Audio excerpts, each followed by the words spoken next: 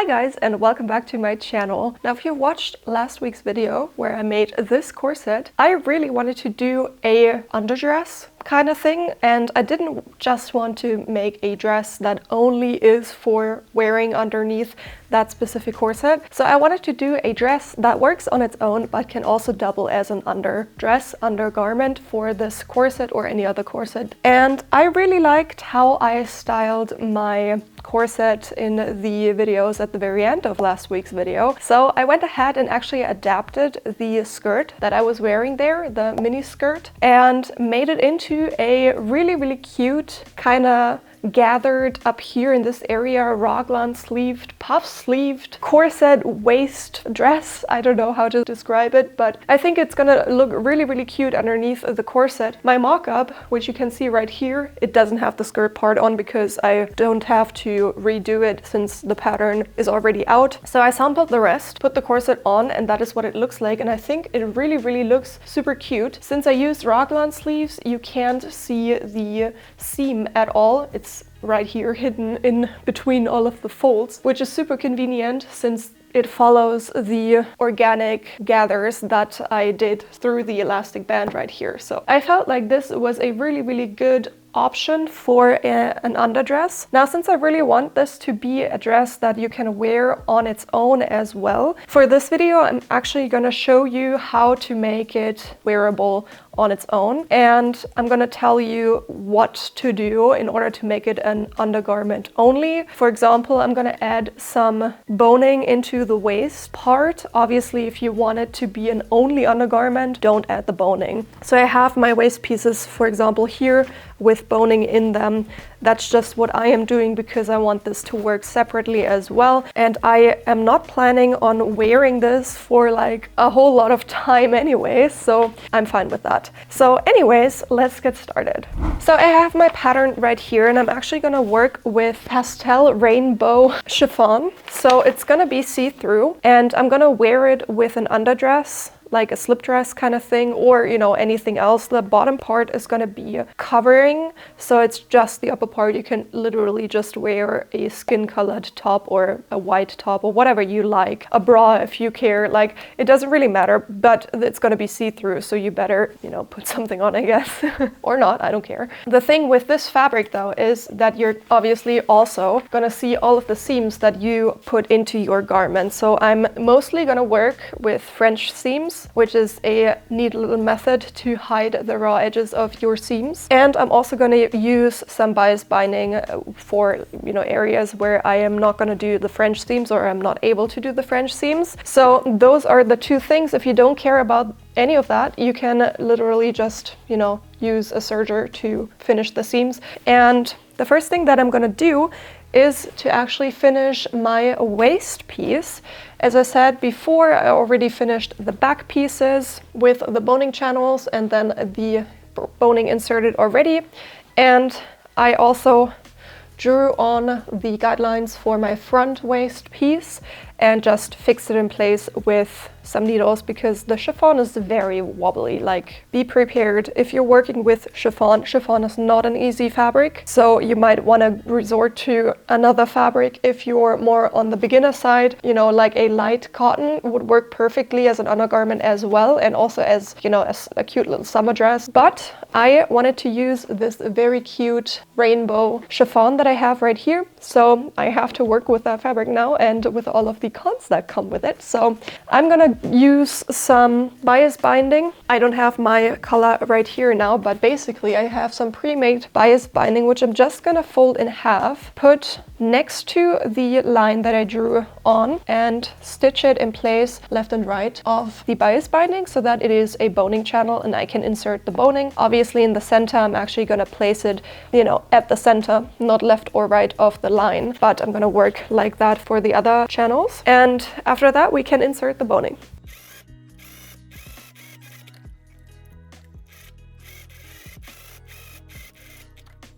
And now, once I'm done with that, this is the part where I'm adding boning to this. And obviously, if you want this to be an only undergarment, skip this step. Skip even the bias binding. Probably you can add them if you want to, but probably don't. And I added it 12 millimeters from the raw edge, so a tiny bit more inwards than my seam allowance, these temporary stitches so that my boning actually has an end and it's not gonna go into the seam allowance, which you want to avoid. And I'm just gonna cut them to, you know, fit exactly in between my piece with my seam allowance being not occupied by boning. And then I'm gonna use a lighter to melt the edges and make it round. Obviously have, you know, a window open or whatever if you do this. And now I'm just gonna insert this into my boning, and I'm using 5 millimeter boning here. I'm just gonna work my way over and I'm gonna alterate the direction of how the boning is kind of bent. I mean, we're gonna iron it anyways and it kind of doesn't matter, but I still like to do that because it automatically straightens out if you do that. And now what I'm gonna do is actually add, you know, an end basically. I'm gonna close the boning off so that it doesn't move anywhere, especially into the seam allowance. I don't want that to happen. So I'm also gonna add a seam at 12 millimeters, something like that. So I'm 100% sure that I'm not gonna stitch over the boning in any case. And then I can already put all of these together. So I'm gonna put the right sides of the waistband together here and have that finished.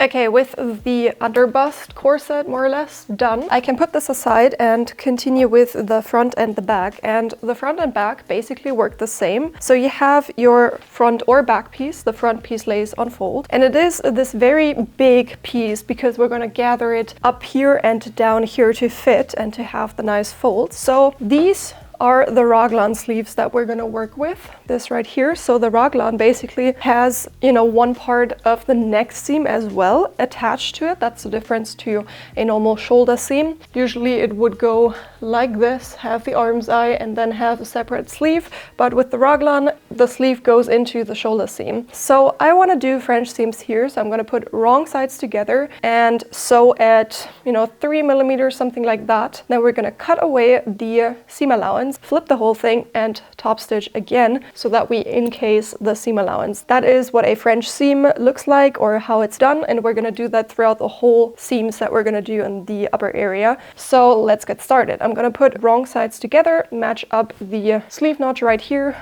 obviously then the neckline and the underarm, and sew at 3 millimeters.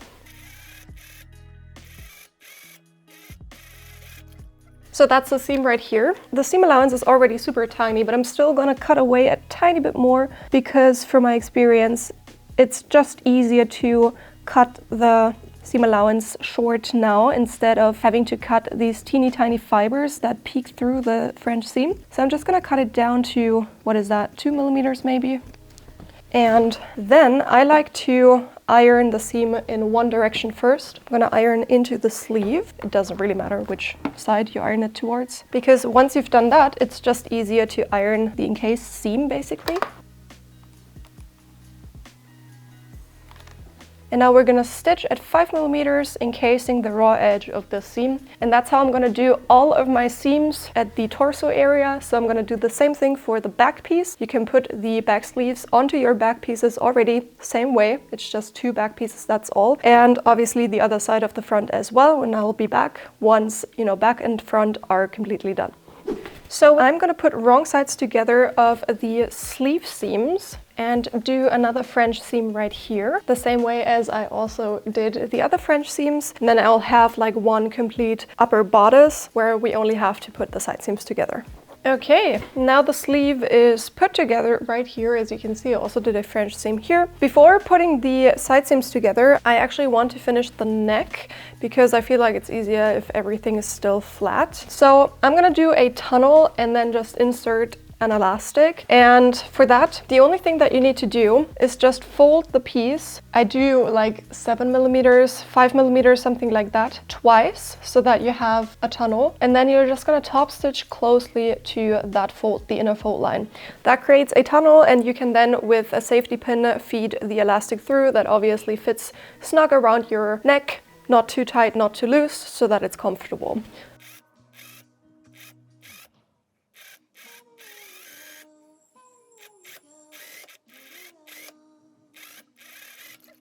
I like to go over the seam with my iron before I insert the elastic, just to press everything flat, and then the gathers will just look a tiny bit better. So I'm measuring on my own neck now how much elastic I'll need, and I'm just gonna have this like lay comfortably on my neck so that it is, you know, tight enough but not too tight. And I'm gonna add a teeny tiny bit of seam allowance. So that's the elastic that I have. I'm gonna use this flat 5mm elastic, which should nicely fit in the tunnel that I created. And then I'm just gonna use a safety pin and insert it into my tunnel.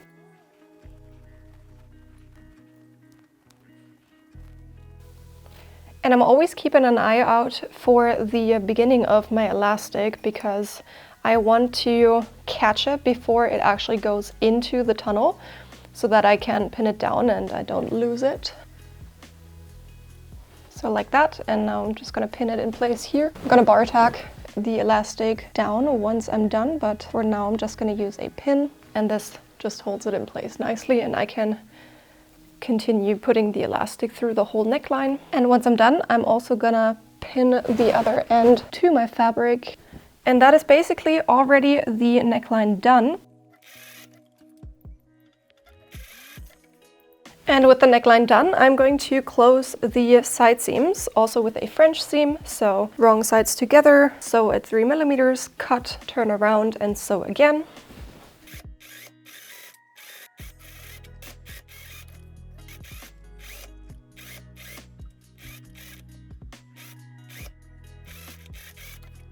I'm gonna do the hem of the sleeve next, and I'm also gonna do that with an elastic. I prepared this side already. So I first have to gather the hem to be even able to use the elastic, because if you stretch it out, it's not long enough to, you know, accommodate all of the fabric here, so I can't just stretch and sew it on. So I'm gonna gather it to this amount right here so I can easily go in with my wrist. And it is also, you know, short enough to be able to get sewn onto the maximum stretched length of the elastic that I, by the way, measure. Just simply go around my wrist with a teeny tiny bit of stretch where it sits comfortably, and then I cut 2 of these. So let's gather the hem a tiny bit.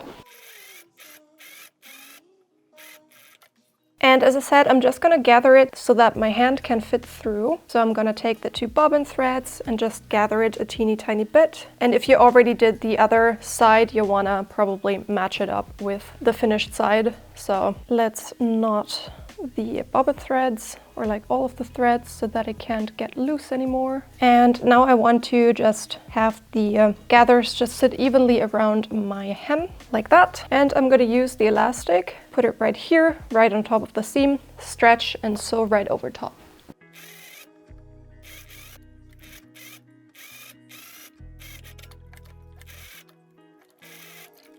And then I just folded the hem again 5mm and made sure that all of the folds kind of lay perpendicular to how I'm sewing basically, and top stitch the elastic into this tunnel. And it might look pretty like awkward and not nice while sewing it, but it actually looks decent once the elastic is, you know, not stretched out anymore, which is what it's gonna be once you have it on. It's just only mildly gonna get stretched, and you can see it looks actually pretty nice. Now, continuing on, we obviously have our underbust corset piece, like the waistband, and the waistline of our piece itself is way bigger than that. So we have to also gather down the seam right here in order to fit it onto the underbust right here, or like onto the waistband right here.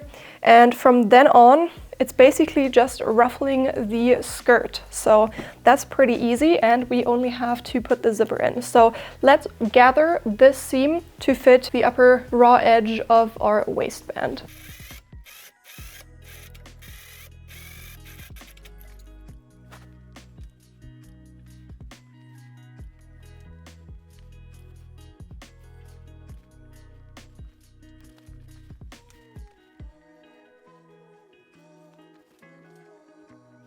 And with the upper part now gathered to size, I'm going to match up the center front of my waistband with the center front of my piece. I also made sure to match up the side seams with the side seam in my waistband, and then obviously match up the center back. And now I wanna like knead up the in-between so that the gathers are distributed evenly. And now I can sew this together, and I'm actually gonna use a bias binding to finish up this edge.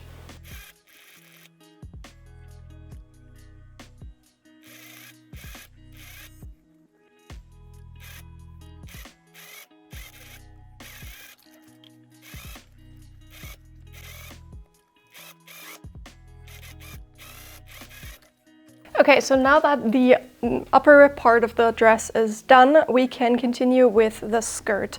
And the skirt is made up of an underskirt and, you know, the fashion fabric skirt, and it has 2 tiers. Now, if you've done the ruffled skirt before, then you know exactly how this works. But if you haven't, I'm gonna explain it, of course. The first tier for the underskirt is just one long panel. You just cut it on fold, and it's gonna get gathered to fit the length of the lower raw edge of the waistband. The tier 1 of your shell fabric consists of 2 panels that are cut on fold. So the first thing you want to do, and that is for every tier, regardless if it's shell or underskirt, you want to sew all of the different pieces for each tier together to have one long panel of the tier that you're gonna work with. So I have my tier 1 shell fabric right here. I'm gonna do a French seam for the seam right here as well as I did for all of the other seams. And then I'm gonna put my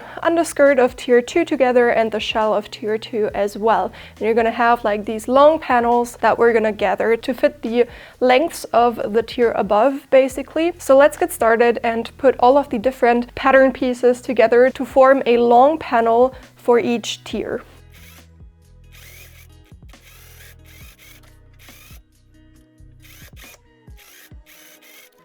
I have all of my panels now put together. I also went ahead and hemmed the shell tier 1, the shell tier 2, and the underskirt of tier 2. The underskirt of tier 1 you don't have to hem because it's gonna get sewn to the other pieces. So what I'm gonna do next is to gather tier 1 of underskirt and of shell separately to fit the lower circumference of the waistband that we already prepared. And once they are both the same length, I'm going to even out all of the gathers, obviously, and then baste both of these pieces on top of each other.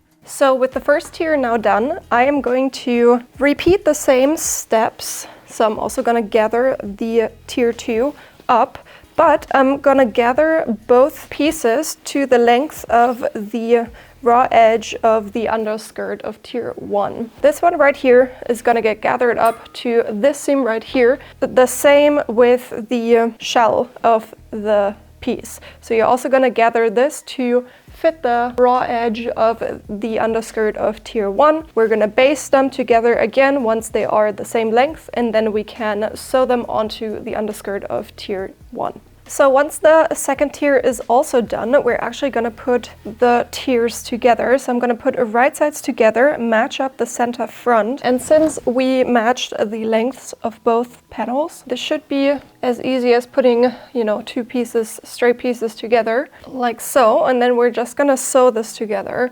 And I'm gonna use some bias binding to make the seam look pretty on the inside. You can also overlock this, whatever you want to do.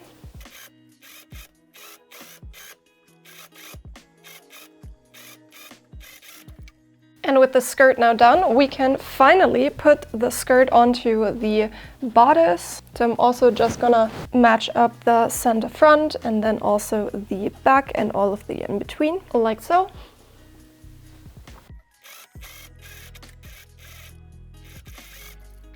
So with the skirt now completely done, we can finally put the zipper in and finish this dress. And I'm gonna put a zipper in only from this point to the zipper notch right here. I'm gonna have an open back and I'm gonna finish this seam by just double folding and top stitching it so that it is a nice seam.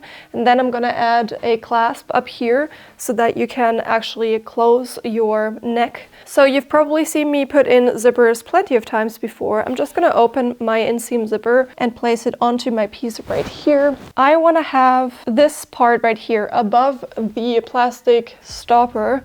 I want to fold it to the side like that and also fix it in place. And then without stretching either the fabric or the zipper, I'm going to work my way down to the zipper notch. And I'm going to sew the zipper in from the zipper notch all the way up here and then mirror the same thing to the other side.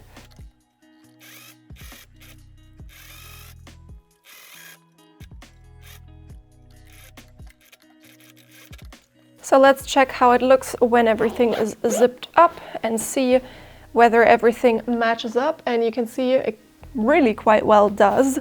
So I'm gonna iron this now, and then we can continue closing the remaining center back and finishing the upper portion of the dress. So down here I want to be careful, but up here I can just press it down normally, because this is obviously, you know, a kind of corset-y part and there are no ruffles and stuff. Down here I just want to steam carefully. Okay, so the rest down here, as I said before, I just want to put right sides together here and just close the center back in one go, like so. If you want to, you can baste the pieces together so that they match up perfectly, like that. And now I'm gonna sew all the way up until where I stopped stitching at the zipper notch, trying to get as close as possible. It's fine if you're not like perfectly catching that point, but be in line with that at least, so that, you know, once you iron everything, it looks like it's continuing on the stitching line. It's just, you know, a small hack, because probably you're not gonna be able to reach that point. At least I'm never doing that.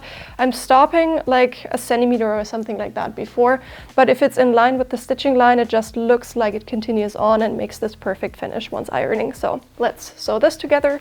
And up here I'm gonna just top stitch, double fold and top stitch up until the neckline, and I'm gonna add a clasp up here to finish this off neatly.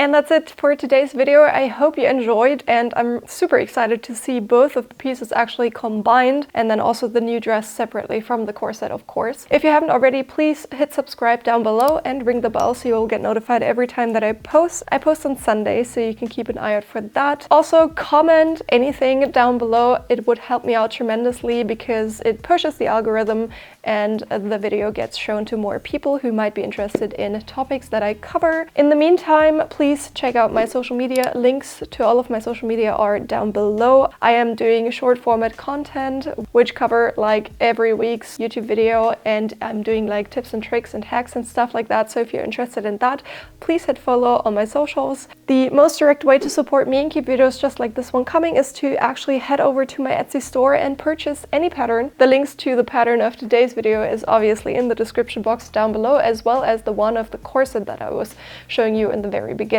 A special thank you to my channel members. You can get exclusive benefits through the link in the description down below. So thank you so much for watching, and I'm gonna see you next Sunday. Bye guys!